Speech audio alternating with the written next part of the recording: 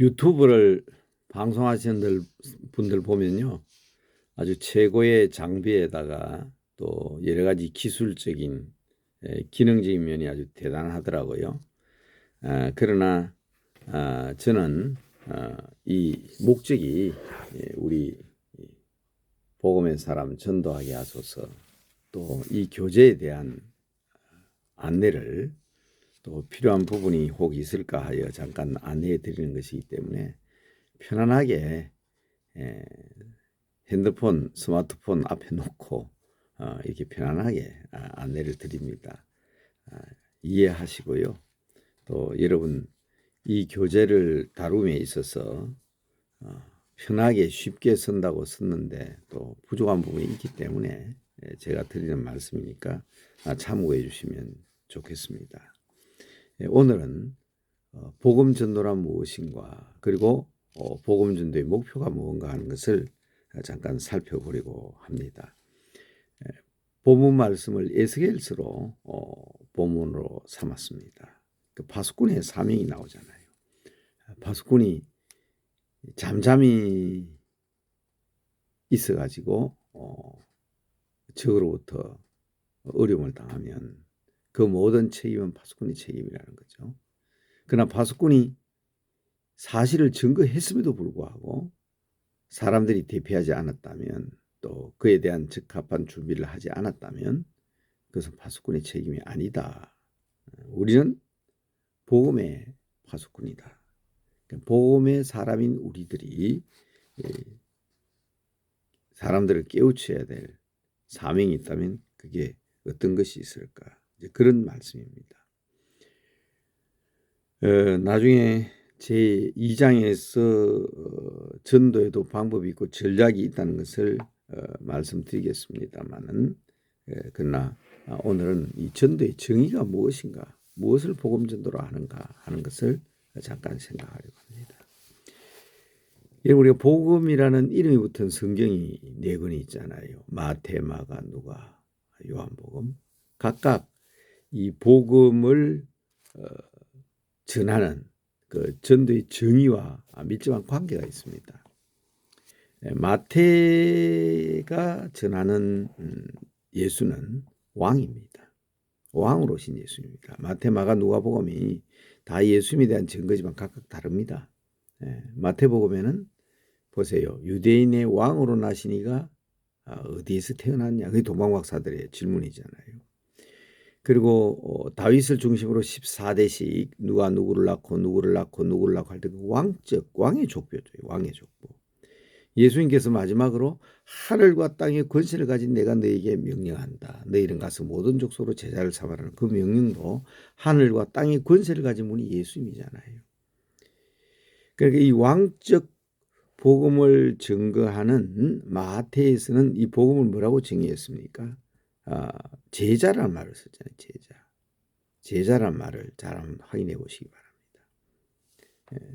그래서 마데데스, 디사이플, 제자 삼는 거, 이게 마태의 핵심이라면, 마가복음의 예수님은 어떤 예수님입니까? 종이잖아요.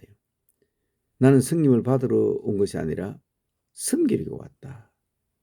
그래서 예수님이 마지막 지상 명령에도 보면 마가복음 16장 15절에 너희는 온 천하에 다니면서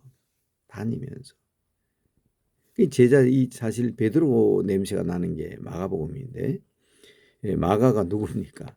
자기 어머니 다락방에서 120문도가 기도함으로 최초의 교회가 되었고, 또 예수님께서 거기서 성찬을 행하셨고, 또 그 여인의 동생 자기 삼촌 바나바가 바울과 함께 또 전도를 했고, 그게 마가 아닙니까? 근데 그런 마가지만은 마가가 나중에 2차 전도 여행 때 1차 전도 때 중간에 돌아왔으니까 바울이 데려가지 않으려고 했습니다. 그래서 나중에 누구를 따라다닙니까? 베드로 따라다니잖아요. 그래서 베드로가 설교할 때 베드로는 이 아람어만 할 줄 알았다 그래요. 당시 세계인 헬라를 잘 몰랐다 그래요. 그 통역하던 사람이 마가입니다. 그래서 예수님을 알게 되고 복음서를 기록했습니다. 근데 베드로가 어떤 마음을 가지고 있습니까? 우리 선생님은 성기로 오신 분인데, 종으로 오신 분인데 우리는 어떻게 했냐? 그 반성. 선생님처럼 우리는 선견자가 돼야 되는데. 그래서 이 마가복음의 특징은 우리가 엔티 아포스톨이라고 그럽니다. 반제자 사상이 있어요. 제자들의 못나면은 다 나옵니다. 우리가 너무 몰랐다 이거예요. 발가벗고 도망가는 것도 마가복음에만 나오고요. 마태나 누가복음에는 그 예루살렘에 들어가시면 큰아들 둘째아들 다 고위 관리로 좌의정 우의정으로 서달라 하는 엄마잖아요. 근데 마가복음에는 제자들이 직접 그럽니다. 이 제자들의 못난 모습이 그대로 다 나옵니다. 왜? 종으로 섬기러 오신 예수님 몰라봤다. 근데 마가복음의 복음을 보면 뭐라고요? 이 복음을 전하기 위해서 온 천하에 다니면서 하는 그런 표현을 쓰고 있습니다. 누가는 의사잖아요. 이방인이잖아요. 예수님을 사람으로 보죠. 참 인간이다. 하나님인데 인간 되셨다. 그래서 우리는 누가복음을 인자복음이라고 그러잖아요. 보세요. 얼마나 인간적인지 모릅니다. 선한 사마리아 사람의 이야기, 삭개오의 이야기, 돌아온 탕자의 이야기. 다른 복음서에 나오잖아요. 얼마나 이해하기 쉬운 인간적인 또 그런 표현을 쓰고 있습니까? 그러니까 뭐라고요? 그게 나타난 복음의 저희는 증인입니다. 증인, 사람이죠. 그러나 이제 아주 성육신적인 복음서죠. 요한복음은 마태, 마가, 누가복음과 다릅니다. 저분은 왕으로 오신 분이구나. 저분 예수님 종으로 오셨다. 저분은 진짜 사람이구나. 저분 그렇죠? 객관적인. 그래서 공관복음은 다 예수님을 객관적으로 보고 있지만 요한복음은 주관적입니다. 에고 에임이잖아요. 나는 길이다. 나는 진리다. 나는 태초부터 있었던 하나님의 말씀이다. 나는 목자다. 나는 포도나무다. 굉장히 주관적이죠. 나는. 아버지께서 나를 보내셨다. 나도 너희를 보낸다. 미시오, M부터 미션이 되지만 나도 너희를 보낸다. 라틴의 미투스, 미토, 보낸다는 겁니다. 자, 여기에서 우리가 이 복음서마다 각각 복음을 사실은 설명하고 있습니다. 마태복음에는 제자 삼게 해야 된다. 마가복음에는 바로 이제 가스펠 복음이란 표현을 직접 쓰고 있죠. 유앙게리온. 그리고 누가복음에는 증인. 그리고 요한복음에는 미시오, 보냄받은 자. 예수님께서 사랑하는 제자들에게 위임한 명령, 자신의 공생의 사역을 사실은 계속해야 되는 거죠. 그죠? 그러니까 복음은 하나님 나라가 중심입니다. 그래서 마태복음 4장 23절, 9장 30절 똑같은 말이 나오죠. 예수님께서는 하나님 나라를 가르치셨다. 티칭하셨어요. 하나님 나라를 선포하셨어요. 그러면서 뭐 했어요? 약한 자와 각색 병든 자들 힐링 고치셨어요. 프리칭, 티칭, 힐링, 예수님의 3대 사역이라고 그러는데 다시 말씀드려요.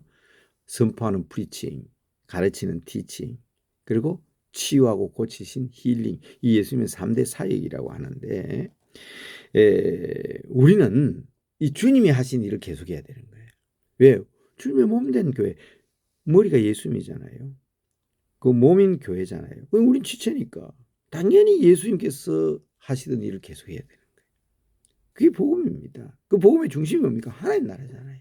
우리가 가르치고 하나님 나라를 선포하고 이 일을 위해서 우리가 뭐예요? 힐링, 봉사하고 섬기는 것 아닙니까? 학자들에 따라서 전도에 대한 정의가 여러 가지가 나오는데 그건 여러분 교재에 있는 거 참고했으면 좋겠습니다. 그러나 제가 맨 나중에 나오는 그 김계용 목사님, 아는 사람은 모르는 사람에게 가르치는 것이 복음이다. 이건 여러분 설교할 때 여러 많이 쓰잖아요. 독일의 한 신학생이 학생들 앞에 설교를 하면서 여러분 내가 무슨 설교할지 여러분 아십니까? 그러니까 모른다거든. 나도 모르겠다고 내려가 버렸어요. 교수가 화가 나가지고 야, 너 다음에 해라. 그 다음에 또 와가지고 여러분 내가 무슨 설교할지 여러분 다 알고 계시죠? 그러니까 저번에 모른다 그냥 내려가 버렸으니까 다 안다 그러니까 아니까 됐다고 그냥 내려가 버리잖아요. 이 교수님이 화가 나가지고 말이죠. 다시 해라고. 세 번째 있었을 때 여러분 내가 무슨 설교할지 여러분 알고 계시죠? 그러니까 반은 안다고 고개를 끄덕끄덕거리고 반은 모른다 그러니까 아는 사람은 모르는 사람에게 가르쳐 주시오. 김계영 목사님은 역사상 설교 가운데 가장 복음적인 설교를 하셨다. 그런 식으로 물론 농담을 하신 얘기지만 그게 진리가 있거든요. 아는 사람이 모르는 사람에게 가르치는 것이다. 우리는 하나님 나라를 알잖아요. 예수님 알잖아요. 자, 그 얘기가 그게 나와 있습니다.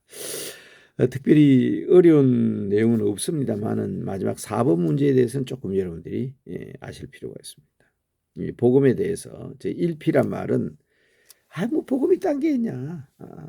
세상 사람을 같이 살면서 예수님의 모습을 보여주면 되는 것이지 하는 것이 첫 번째 내용입니다. 삶을 통해서 복음을 전해줘야 된다. 그건 부족하다. 존 스토트가 얘기한 거죠. 선포를 해야지. 예수는 그리스도다 선포하는 게. 그래서 복음을 받아들이게 해야지. 그러나 C. 피터 와그너는 복음을 받아들여가지고 교회 나오는 정도가 돼서는 안 된다. 교회에 나와가지고 이제는 자리에 앉아서 예배를 드리고 천국의 백성이 되도록 해야지. 온전한 설득을 시켜야 된다. 그것이 이제 세 번째입니다. 그래서 우리는 1P, 2P, 3P까지를 되게 복음이라고 얘기하는데 제4P, 네 번째 P는 저는 이거 우리 C. 피터 와그너 책에 보면 동양에서 온 학생이 강조했다고 되어 있는데 저는 직접 그분에게 배웠기 때문에 이광순 KSD 이광순 교수가 학생 시절에 C. 피터 와그너 시간에 얘기했다는 이제 이름을 안 밝히고 제게는 그렇게 되어 있지만 동양에서 온 학생이니까 이광순 교수가 얘기하는 것은 뭔가 하면 자 교회 와가지고 분명히 앉아서 같이 예배 드리는데 1P 생활, 2P 복음 전해가 교회 데리고 3P 이제 예배 참석하게 됐다. 전도 끝난 거냐? 아니라는 거예요. 명목상 이름만 그리스도인이 되어서는 안 된다는 거예요. 제대로 된 그리스도인. 그래서 그게 뭔가 하면 제자. 복음을 내가 또 다른 사람에게 복음을 전할 수 있는 단계까지 이르러야 된다. 그 4P. 그래서 각각 이 P자의 첫자를 따서 1P, 2P, 3P, 4P 이렇게 얘기한 겁니다. 그래서 혹시나 잘 알고 계시겠지만 이 1P, 2P, 3P, 4P 의미를 알고 우리가 어디까지 복음을 전해야 되냐 목표가 분명하잖아요. 물론 이제 자기 나름대로 시대적 상황에 따라서 1P면 된다. 2P가 전도지. 아니야. 교회가 앉혀놔야 돼. 앉혀놓으면 끝납니까? 낙심하게 하면 안 되잖아요. 온전한 그리스도인 만들어야 된다. 제자, 헌신된 그리스도인 만들어야 된다. 그래서 전도의 목표가 분명합니다. 전도는 물론 복음을 전하는 것입니다. 영혼을 구하는 것입니다. 교회를 인도하는 것입니다. 그러나 개인에 대한 사명은 안 믿는 사람 믿게 만들고 믿는 사람 특자를 믿게 만들어서 예수님의 제자를 만드는 것입니다. 그래서 저는 이 부분에 대해서 그림을 하나 이제 소개하려고 하는데요. 리로이 아임스가 그런 말을 했어요. 여기 공장이 있습니다. 공장에 돈이 들어가고 인력이 들어가는데 이제 출력이 될 때 뭐가 나와야 됩니까? 재화 공장 같으면 구두가 나와야 되는 거예요. 신발이 나와야 돼요. 그런데 재화 공장에 옷이 나면 그건 재화 공장이 아니고 의류 공장이잖아요. 그래서 이 리로이 아임스는 그렇게 설명합니다. 이 교회가 있다. 사람들이 교회 정문으로 들어갔어요. 그리고 많은 인력과 기도와 힘이 들어갔어요. 그런데 나중에 배출되어 나온 데 보니까 예수님의 제자가 나와야 그 교회지. 나온 데 보니까 학자가 나오고 학원이잖아요. 학교잖아요. 그러면 그게 나오는데 장사꾼이 나오고 그 유효한 정치 지도였나? 그럼 정치학원이죠. 정치를 주는데 교회는 그런 데가 아니라는 거예요. 재화 공장에서는 신발이 나와야 되는 것처럼 우리의 힘을 투자해가지고 복음을 전도해가지고 나올 때에 교회에서 배출되어야 되는 사람은 예수님의 제자가 되어야 된다.